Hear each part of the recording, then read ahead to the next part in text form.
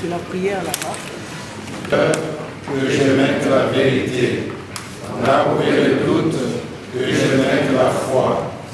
Là où est le désespoir, que je mette l'espérance. Là où sont les ténèbres, que je mette la lumière. Là où est la tristesse, que je mette la joie. Et Seigneur, que je ne cherche pas tant d'être consolé que de consoler, d'être compris que de comprendre, d'être aimé que d'aimer, parce que c'est en donnant que je reçois, en pardonnant que je obtiens le pardon, en mourant que je ressuscite à l'éternelle vie. Au nom du Père, et du Fils et du Saint-Esprit. Amen. Assemblée plénière extraordinaire de la SENCO du 20 au 22 novembre 2018. Des élections crédibles pour une véritable alternance démocratique. Si toi aussi tu avais reconnu en ce jour ce qui peut te donner la paix, Luc 19, 42. À un mois de la tenue des élections, nous, cardinal, archevêque, évêque, membres de la Conférence épiscopale nationale du Congo, SENCO, sommes réunis en assemblée plénière extraordinaire à Kinshasa du 20 au 22 novembre 2018 pour une évaluation du processus électoral en cours.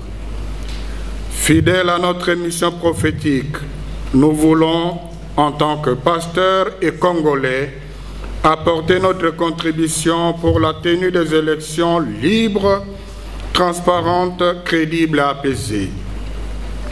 Peuple congolais, nous avons cheminé ensemble depuis l'accord de la Saint-Sylvestre en 2016 en vue de l'organisation des élections libres susceptibles d'aider notre pays à sortir de la crise. Évaluons ensemble ce processus électoral. Où en sommes-nous? Que devons-nous faire pour atteindre une véritable alternance démocratique pour notre pays? Constat. Nous constatons la détermination de plus en plus affichée du gouvernement et de la CENI à tenir les élections le 23 décembre 2018 conformément au calendrier électoral. Malgré les divergences de vues sur certains points importants du processus, tous les partis et regroupements politiques semblent résolus d'aller aux élections. Alors que la campagne électorale a démarré, le manque de consensus persiste, notamment sur l'utilisation ou non de la machine à voter et sur la fiabilité du fichier électoral. Par ailleurs, d'autres compatriotes doutent encore de la possibilité d'organiser les bonnes élections à la date indiquée. L'accord de la Saint-Sylvestre avait arrêté les mesures de décrispation du climat politique sur lesquelles nous sommes souvent revenus. Vous le constatez, jusqu'à présent, certains opposants politiques sont toujours soit en prison, soit en exil. La liberté de manifestation n'est pas encore un acquis pour tous. La récente répression violente de la manifestation des étudiants de l'université de Kinshasa, qui a causé 3 morts, en est une illustration. Faut-il souligner aussi que l'accès aux médias publics n'est pas équitable. Nous observons aussi que, contrairement aux dispositions légales, les agents de la territoriale et les administratifs, des ministres aux chefs de village, sont contraints de battre campagne pour une seule tendance politique. Et les moyens de l'État sont réquisitionnés et mis à la disposition d'une seule plateforme politique, ce qui consacre l'inégalité des chances inadmissible dans une compétition démocratique. Confère loi électorale, l'article 36. À plusieurs reprises, nous avons demandé de sécuriser certaines régions déterminées et bien délimitées en proie à la violence récurrente, entre autres le Nord et le Sud Kivu, l'Ituri et le Tanganyika. Malheureusement, les massacres continuent à Djougou, Ituri, tout comme dans la ville et territoire de Béni, où l'on compte aujourd'hui au moins 2000 morts et de nombreux déplacés depuis octobre 2013. L'insécurité persiste dans ces zones malgré l'arsenal militaire déployé. Cette insécurité, apparemment planifiée, fait planer sur notre pays le sceptre de la balkanisation.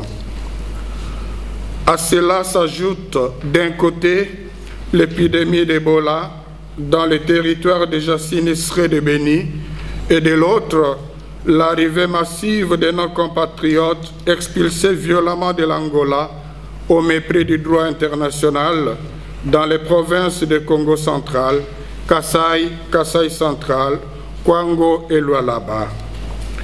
Peuple congolais, nous vous prenons à témoin. Ces tableaux nous permettent-ils d'aller aux élections sans que les résultats ne soient contestés? Le climat sociopolitique actuel est-il de nature à nous amener aux élections inclusives où toutes les parties prenantes jouissent de l'égalité des chances et dont les résultats sont effectivement l'expression de la volonté du peuple? Dans ces conditions, notre pays connaîtra-t-il une alternance démocratique qui assure la légitimité de ceux qui sont appelés à nous gouverner? Nous pensons que tout n'est pas encore perdu si nous avons un esprit patriotique et la volonté politique de l'alternance que nous voulons. Filles et fils de la RDC, les élections ne sont pas une fin en soi. Elles ne nous seront utiles que si nous sommes conscients de ce qui doit être changé pour l'avènement d'un Congo plus beau qu'avant. Ce qui est en jeu aujourd'hui, c'est l'unité de notre pays, l'intégrité de notre territoire national, la justice, la paix et l'amélioration des conditions de vie de la population. Comme nous l'avons souligné dans notre message de juin 2017, le pays va très mal, debout congolais. La corruption, l'évasion fiscale, les détournements de fonds publics ont atteint des proportions inquiétantes à tous les niveaux. Un groupe de compatriotes, abusant manifestement de leur pouvoir, s'octroie des avantages économiques faramineux au déterminant du bien-être collectif. La situation socio-économique a empiré. Vous conviendrez avec nous que c'est seulement par des élections transparentes que nous pourrons nous choisir des dirigeants responsables à même d'assurer un nouveau mode de gouvernement de notre pays et de nous aider à construire un état de droit. C'est en vue de cette alternance que nous, vos pasteurs, formulons les recommandations suivantes pour améliorer les conditions des élections que nous attendons le 23 décembre 2018. Recommandations au peuple congolais. Rappelons-nous que nous avons payé un lourd tribut au cours de ce processus électoral. Que le sang versé de nos compatriotes soit un ferment pour une alternance salutaire dans notre pays. Nous devons honorer leur mémoire. C'est le moment d'exercer notre droit de souverain primaire en vue d'un nouveau leadership capable de mettre au centre de ses préoccupations le bien-être du peuple congolais. L'heure est venue de procéder à un vote responsable, c'est-à-dire choisir des hommes et des femmes soucieux de défendre notre pays, de promouvoir le bien commun, de garantir des libertés fondamentales, de défendre les droits humains. Il nous faut des dirigeants qui respectent la loi fondamentale et la parole donnée, des personnes honnêtes et de bonne moralité qui ne s'approprient pas les ressources du pays. Attention aux corrompus et aux corrupteurs. Psaume 98, 33, 20.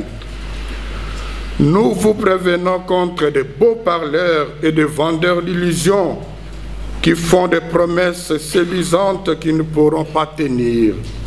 Méfiez-vous surtout de ceux qui distribuent l'argent et d'autres multiples cadeaux pour acheter vos voix.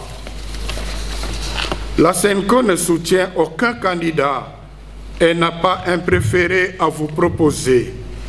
Libre de toute contrainte, en âme et en conscience, que chacun donne sa voix à la personne jugée digne de confiance pour le bien-être de tous. Demeurons vigilants pour ne pas nous faire voler notre vote. Ne cédons pas au tribalisme, au régionalisme, au favoritisme, à toute forme de clientélisme. Évitons la violence pour résoudre d'éventuels différends électoraux. Matthieu 5, 9. Notre pays a plus que trop souffert de violences de tout genre. Il a besoin d'une paix durable pour sa reconstruction.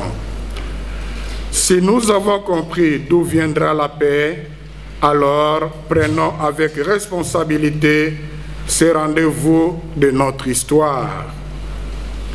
À vous, étudiants et jeunes compatriotes, la nation a besoin de votre enthousiasme et de votre implication. Vous n'êtes pas seulement l'avenir du pays, vous en êtes le présent. Un avenir radieux de la RD Congo ne se fera pas sans vous. À la CENI, puisqu'elle a la responsabilité d'organiser les élections, nous lui demandons de ne pas se lasser d'œuvrer pour chercher le consensus sur le point de divergence, de chercher à convaincre plutôt qu'à s'imposer. Nous pensons qu'il est encore possible de trouver un consensus sur l'utilisation ou non de la machine à voter. Si l'usage de cette machine s'avérait inéluctable, nous demandons à la CENI de rassurer le peuple congolais que la machine ne sera exclusivement utilisée que pour l'identification des candidats et l'impression des bulletins de vote, de procéder uniquement au comptage manuel de voix et d'afficher les procès-verbaux dans tous les bureaux de vote et de dépouillement le même jour. Autrement, elle jetterait le discrédit sur les résultats des scrutins. Pour la crédibilité des élections, il lui incombe de faciliter les accréditations et le travail des témoins, des journalistes, ainsi que des observateurs nationaux et internationaux dans les bureaux de vote et les centres de compilation. Ceci pourrait aussi mettre en confiance les électeurs et les candidats. Au gouvernement, nous ne nous lasserons pas d'exiger le parachèvement des mesures de décrispation politique telles que prévues dans l'accord de la Saint-Sylvestre. Pour des élections apaisées, il lui incombe de sécuriser davantage le nord et le sud de Kivu, l'Ituri, le Tanganyika et toutes les zones où sévissent les groupes armés pour que la population puisse participer aux élections en toute quiétude. Nous demandons de ne pas utiliser les agents et moyens de l'État pour la campagne d'un candidat, d'un parti ou d'une plateforme politique. Il est impérieux de garantir la liberté d'expression et de lever l'interdiction de manifestations publiques pacifiques. C'est un facteur majeur pour la crédibilité des élections. Nous demandons une prise en charge digne et effective des expulsés d'Angola, des déplacés internes et des victimes de l'épidémie d'Ebola, en veillant à ce que leur présence n'impacte pas négativement sur le scrutin. Aux instances judiciaires, puisqu'elles ont la noble fonction de résoudre les contentieux électoraux, nous demandons qu'elle considère l'intérêt supérieur de la nation et se laisse guider uniquement par la vérité objective et par la fidélité aux normes, aux partis et regroupements politiques. Nous les exhortons à faire preuve de sens de responsabilité en facilitant le consensus sur les points de divergence, de prendre au sérieux l'enregistrement, la formation et la prise en charge des témoins. Nous recommandons de dépasser l'esprit de positionnement personnel et de privilégier l'intérêt supérieur de la nation et de bannir l'incitation à la violence. Aux candidats, nous recommandons de mener la campagne électorale dans le respect des règles établies, notamment celui des adversaires politiques qui ne sont pas considérés comme des ennemis, mais plutôt des compatriotes, de convaincre les électeurs par la pertinence des programmes politiques et non par des cadeaux. À la communauté internationale, nous demandons de nous accompagner dans ce processus en privilégiant les intérêts du peuple congolais et de ne prendre en considération que les résultats qui soient conformes à la vérité des urnes. Conclusion. Nous avons rendez-vous avec l'histoire. Les élections qui nous préoccupent aujourd'hui sont notre droit et notre devoir qui ne peut être confisqué par des acteurs politiques. L'engagement de toute la nation a un rôle décisif dans un processus électoral. Que chacun prenne conscience que seule la mobilisation générale de tout le peuple peut conduire le pays à des élections crédibles et transparentes. Nous devons tout mettre en œuvre pour éviter une parodie d'élections dont les résultats ne seraient pas acceptés et qui, de surcroît, prolongerait notre pays dans la violence. Nous invitons les fidèles chrétiens et toutes les personnes de bonne volonté à intensifier la prière pour l'unité et la paix dans notre pays. La prière de Saint François d'Assise, avec laquelle nous avons prié avant de prendre la parole, cette prière à la fin de chaque célébration ou rencontre de prière est vivement recommandée pour obtenir la paix.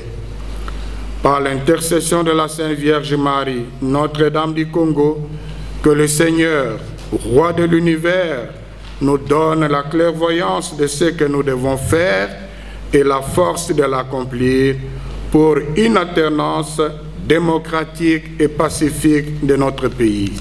À la signature, les 41 évêques présents à l'Assemblée plénière. Je vous remercie. Vous le savez, l'Église catholique, à travers ses pasteurs, les évêques, accompagne pas à pas le processus électoral et se sont engagés pour accompagner les différentes parties prenantes afin que ce processus puisse aboutir à un résultat qui réponde aux aspirations du peuple, à notre aspiration à nous tous. Les évêques ne cesseront jamais, dans le contexte de leur mission prophétique, ne cesseront jamais d'accompagner le peuple congolais dans la recherche des voies meilleures de l'établissement d'un état de droit, de la consolidation de la paix, de la dignité humaine, du bien commun dans notre pays. Voilà pourquoi la parole que nous portons chaque jour, à chaque fois que nous nous réunissons, s'inscrit dans le cadre de l'exhortation au peuple congolais pour que, au bout du chemin, ce même peuple puisse se sentir heureux, puisse mener une vie digne. Nous savons tous que le processus électoral dans le monde entier est souvent jalonné des obstacles, des difficultés, parfois même des tensions. Voilà pourquoi nous ne cessons d'adresser un message de paix, d'appeler tout le monde à donner sa contribution pour la promotion de la paix, qui est une condition sine qua non pour des élections réussies, des élections crédibles. Dans ce message, vous avez tous suivi que les évêques invitent le peuple congolais, pas seulement les fidèles chrétiens catholiques, mais aussi les personnes de bonne volonté, les amis du Congo, à pouvoir prier beaucoup à ce moment décisif. Si le Seigneur ne bâtit la maison, les travailleurs peinent en vain. Et comme tous, nous voulons des élections crédibles et apaisées, nous devons mettre le Seigneur au centre de tout, l'invoquer à temps et à contre-temps pour que ce processus puisse aboutir dans une atmosphère apaisée.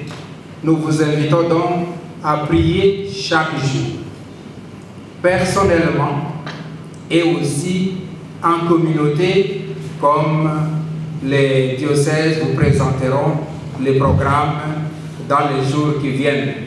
Encore une fois de plus, nous vous remercions de votre présence qui signifie en suffisance l'intérêt que vous portez à la mission que les évêques accomplissent dans ces pays. Merci. Allez dans la paix du Christ. Merci.